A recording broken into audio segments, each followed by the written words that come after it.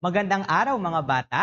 Ako muli si Ginoong Gerard Resurrection, ang inyong guro sa Edukasyong Pantahanan at Pangkabuhayan 4.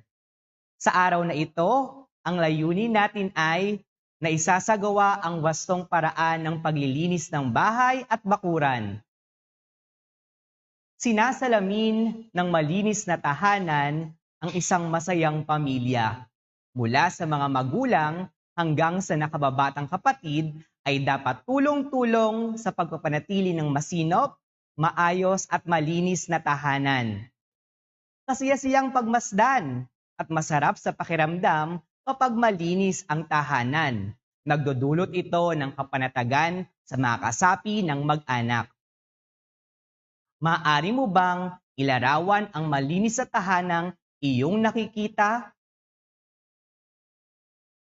Tama! Maayos ang pagkakalagay ng mga kagamitan sa loob ng tahanan. Ano pa ang iyong nakikita? Mahusay, makintab at walang alikabok ang sahig, pati ang makagamitan tulad ng mesa, upuan at mga palamuti. Maaliwalas ito sa ating paningin. Mahusay ang iyong paglalarawan. Alam kong malaki ang iyong matutulong sa paglilinis ng maayos ng inyong tahanan. Halina at samahan ninyo ako upang alamin ang wastong paraan ng paglilinis ng bahay. Narito ang inyong unang gawain. Panuto. Basahin at unawain ang mga tanong sa bawat bilang. I-type ang titik ng tamang sagot sa comment box. Bibigyan ko kayo ng 5 segundo upang ito ay gawin. Narito ang unang bilang. Ang mga kasangkapan ay madaling maalikabukan. Kailangang punasan ang mga ito ng blank araw-araw. A. Tuyong basahan. B. Basang basahan. C. Floor wax or D. Mop.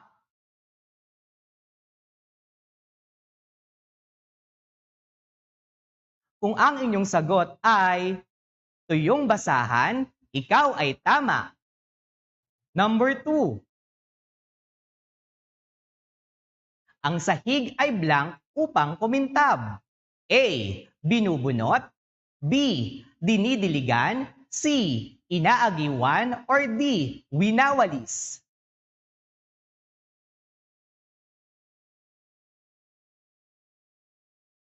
Kung ang inyong sagot ay binubunot, ikaw ay tama. Number 3. Ang pagwawalis ng sahig ay ginagawa ng blank upang hindi lumipad ang alikabok. A. Mabilis. B. Nakapikit. C. Kapitbahay. D. Dahan-dahan. Maaari niyong i-type ang titik ng tamang sagot sa comment box. Kung ang inyong sagot ay titik D, dahan-dahan, ikaw ay tama. Number 4.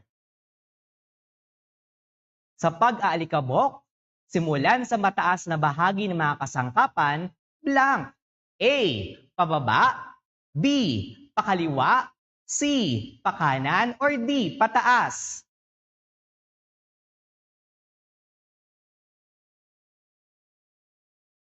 Kung ang inyong sagot ay pababa, ikaw ay tama. Number 5. Ang pagwawalis sa sahig ay sinisimulan sa mga blank patungo sa gitna. A. Basa. B. Gitna. C. Sulok. Or D. Timog.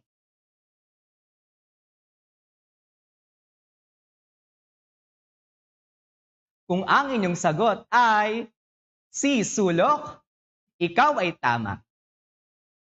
Magandang simula! Pinatutunayan mo agad na ikaw ay marami ng idea sa wastong paglilinis ng bahay. Ngayon, gusto kong malaman kung nasusunod mo ang mga ito kapag ikaw ay naglilinis ng inyong bahay. Narito ang maayos na pamamaraan ng paglilinis ng bahay. Una, ang pagwawalis.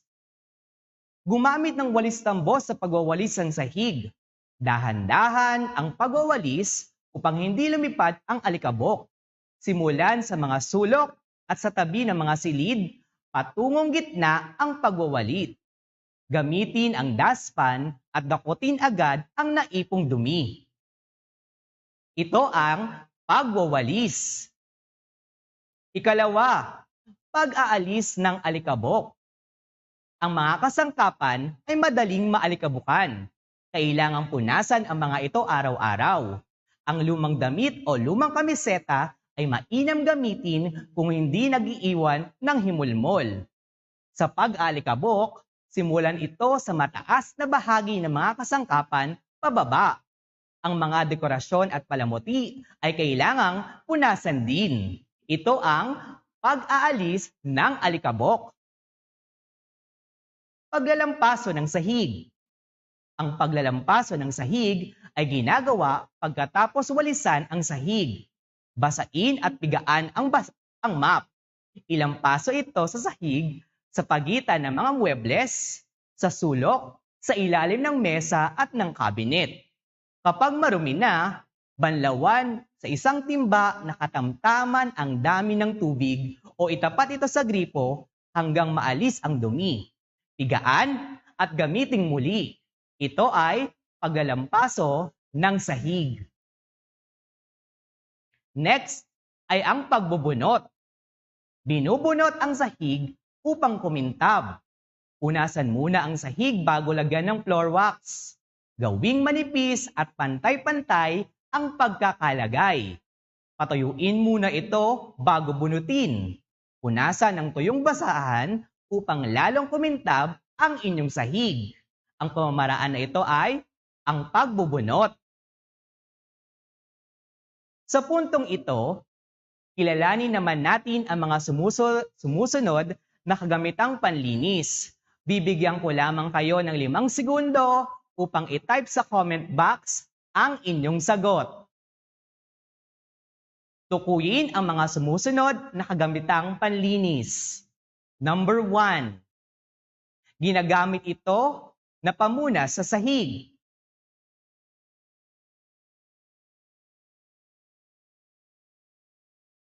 Kung ang inyong sagot ay map, ikaw ay tama. Kung kayo ay walang map, maaari kayong gumamit ng lumang sirang damit na hindi na sinusuot upang ipanglampaso sa inyong sahig. Number 2. Maaari niyong i-type sa comment box ang inyong mga sagot. Ito ay ginagamit sa pagpapakintab ng sahig.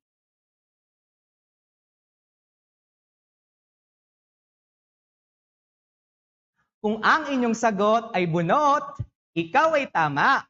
Maaari ka rin gumamit ng tuyong basahan upang mas kumintab pa ang inyong sahig pagkatapos bunutin. Number 3. Ito ay ginagamit na pandakot ng basura o dumi.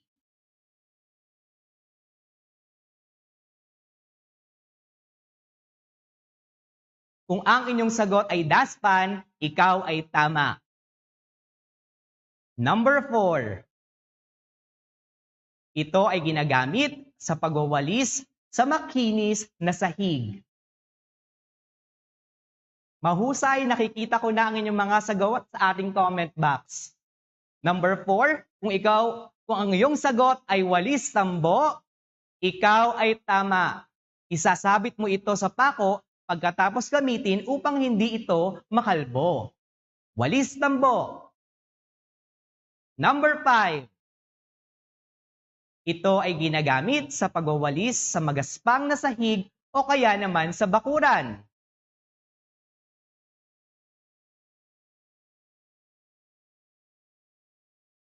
Kung ang iyong sagot ay walis tingting, ikaw ay tama. Dapat itong hugasan pagkatapos gamitin. Napakahalagang mayroong malinis na bahay sapagkat marami itong naitutulong sa pamilya. Ang pamilyang may pagkakaisa sa paglilinis ay napapadali ang gawain at nagiging masaya ang lahat. Ang paglilinis ng bahay ay dapat mapanatili upang maiwasan ang pagkapit ng mga mikrobyo sa loob at labas ng bahay. Napapanatili ring matibay ang mga kagamitan sa loob at labas ng bahay kung palagi itong nililinisan. Kaya naman, meron akong inimbitahan para samahan tayo sa ating aralin. Aking inanyayahan si Aubrey Pitts ng Arcadio F. Diato Elementary School para ibahagi sa atin ang mga pamamaraan ng paglilinis ng bahay. Paano nga ba ang wastong paraan ng paglilinis ng ating tahanan? Ihanda ang mga kagamitan sa paglilinis ng tahanan katulad ng walis tambo, daspan o pandakot ng dumi. Nalinis na, basahan o pamunas ang alikabok sa pader. At feather duster o pantanggal ng alikabok. Ang panghuli ay ang mop o pamunas ng sahig. Bago tayo magsimula, kailangan muna natin sundin ang health protocol. Kailangan natin mask. Ito ay protection upang hindi natin malanghap ang alikabok. At kailangan din natin ng alcohol upang maproteksyohan ang ating mga sarili dahil humawak tayo ng mga kagamitan na may mikrobyo. Una, takpan ang mga pagkain o mga bagay na posibleng malaglagan ng alikabok sa ating paglilinis. Sin natin ang mga agip sa kisame. Lisin ang mga alikabok gamit ang feather duster.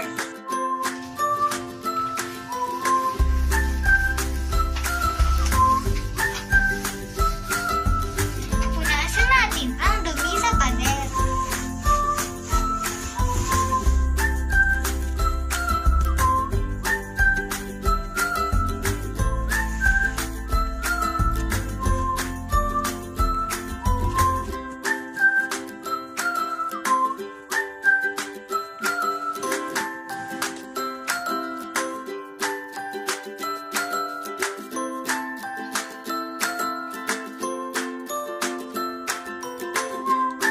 Walisin at takutin ng maayos ang dumi sa sahig.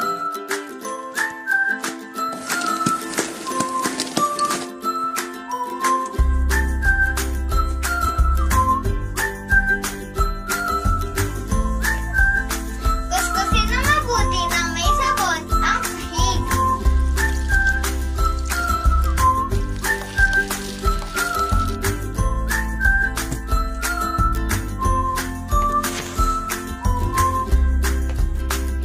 Pagkatapos, banlawan gamit ang tubig ang sahig. Mahusay, Aubrey, maraming salamat sa iyo. Pagkatapos linisin ang bahay, huwag nating kalimutang linisin ang ating bakuran. Kaaya-ayang pagmasta ng bakuran kung ito ay napakalinis. Paano nga ba ito malilinisan sa masistemang paraan? Narito muli si Aubrey Pitts upang tayo ay tulungan.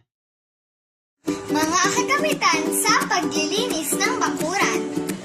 Una, kailangan natin ng walis tingting at daspan. Maging ang gloves, ito ay gagamitin natin bilang proteksyon sa pagkuha ng basura. Ang panghuli ay kailangan natin ng 2 sako na may pangalang nabubulok at di nabubulok. Oops! Bago yan, kailangan na natin sundin ang health protocol. Kailangan natin ng face mask. Ito ay proteksyon upang hindi natin malanghap ang alikabok. Ito ay proteksyon dahil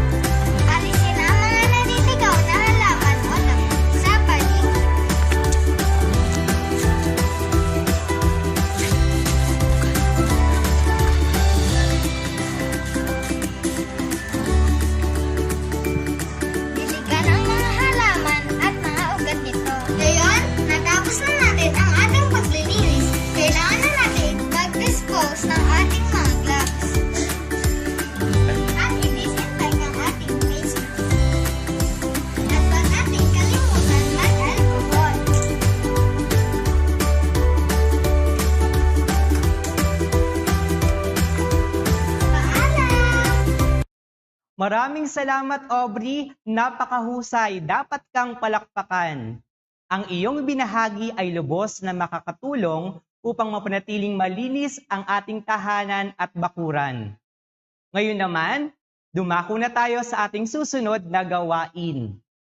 I-click ang like button kung tama at sad naman kung mali ang pinapahayag ng pangungusap. Handa na ba kayo mga bata? Bibigyan ko lamang kayo ng 5 segundo upang i-type ang inyong sagot sa ating mga comment box.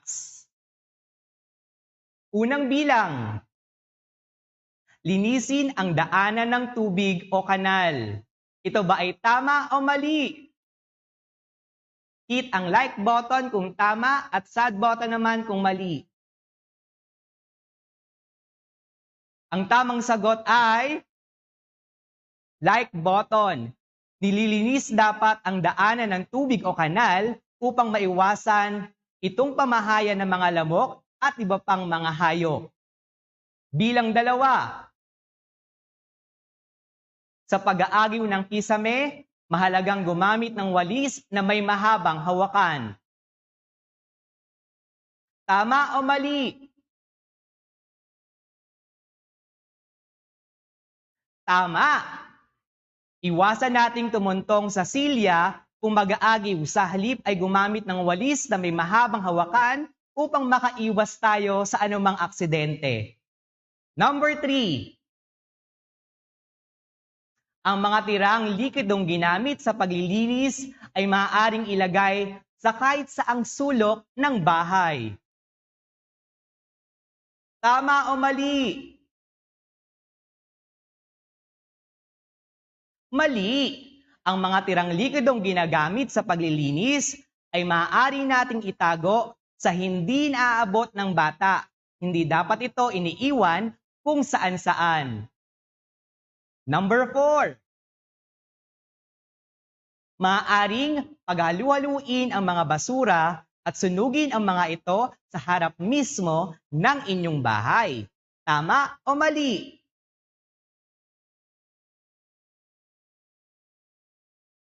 Mali! Pinaghihiwalay dapat natin ang nabubulok at hindi nabubulok na basura at bawal sunugin ang mga ito. Number 5. Maghugas ng kamay pagkatapos humawak ng mga basura. Tama o mali?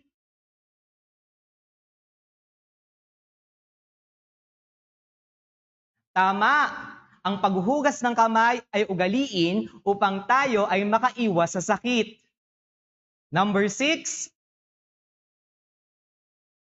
Maaaring ang paglilinis ng sahig ay una mong gagawin bago ang paglilinis ng kisame. Tama o mali?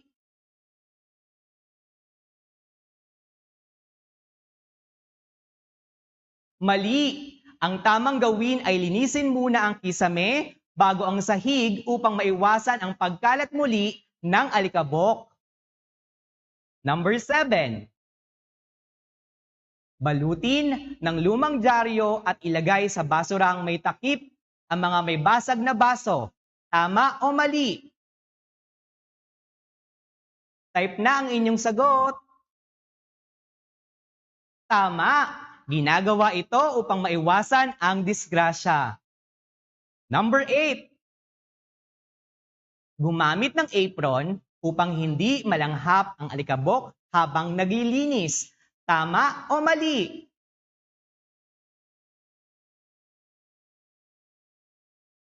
Mali! Ang maaari nating gamitin ay malinis na panyo o face mask upang hindi malanghap ang alikabok. Number 9.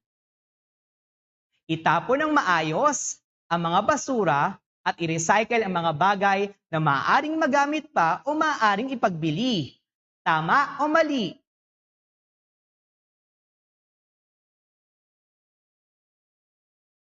Tama! Ugaliin dapat nating gawin ang mga ito. Number 10. Siguraduhing madulas ang sahig bago maglinis. Tama o mali?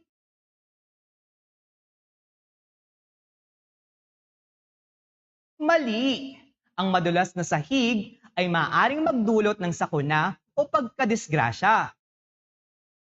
Tandaan, ang buhay ay isa lamang sa napakaganda at napakahalagang regalo sa atin ng Panginoon. Ito ay mapapangalagaan sa pamamagitan ng masusing pag-iingat at pagsunod sa mga tungtuling pangkaligtasan at pangkalusugan. Tayo ngayon ay nasa pangwakas na nating gawain. Sagutan ang mga sumusunod na katanungan. Maaring ipaliwanag ang mga sagot mula 1 hanggang 2 pangungusap. Unang tanong. Bakit mahalaga ang pagsunod sa mga tungtuning pangkaligtasan at pangkalusugan sa paglilinis ng bahay at bakuran? Ikalawang tanong.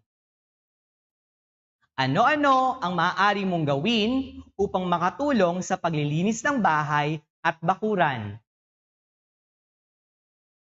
Bibigyan kita ng panahon para pag-isipan at sagutang mabuti ang mga tanong na iyan. Ito ay inyong tatalakayin kasama ang inyong guro sa oras ng inyong bahagian. Gamitin mo na ang iyong mga natutunan sa tuwina. Nasasalamin sa malinis na tahanan at bakuran ang pagtutulungan ng bawat kasapi ng mag-anak.